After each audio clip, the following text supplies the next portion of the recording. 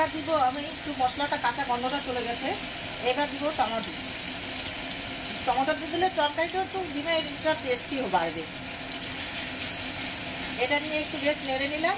নেড়ে আমি একটু ধনিয়ার গুঁড়ো দিয়ে দেবো, অল্প করে ধনিয়ার গুঁড়ো এর মধ্যেই দিব আমি, এখানে একটু মশলা ধোয়ার জল দিলাম, একটু জিরের গুঁড়ো,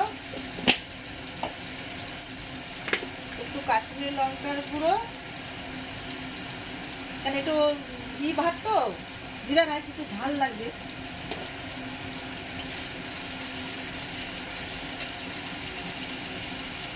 একটু স্বাদ মতো নুন,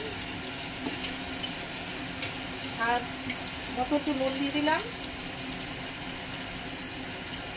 এই কালারটা আসার জন্য একটু আমাকে চিনি দিতে হবে, চিনি দিয়ে দিলাম 2-3টে, বেশি দেওয়া যাবে না, বেশি হয়ে গেলে মিষ্টি হয়ে যাবে। দেখো বন্ধু, এবার এটা একটু মশলাটা ভাজা হয়ে গেল,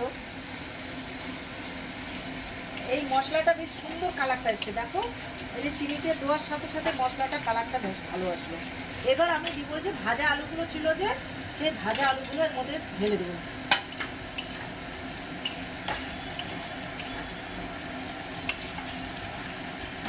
আর এইদিকে আমার বেগুন ভাজাটাও হয়ে গেল, কেন আজকে নাতি খাবে বলে তো। দেখো বেগুন ভাজাটাও লাল হয়ে গেল। অল্প টাইমের মধ্যে জিরা রাইসটা পট করে জিরা রাইসটাও বানিয়ে নিলাম, বাঁধাকপিটা হয়ে গেল। আর এইদিকে দেখো এটা বেশ সুন্দর হয়ে গেল। হলো আমার রান্নাগুলো কেমন হচ্ছে একটু কমেন্ট করে জানাও।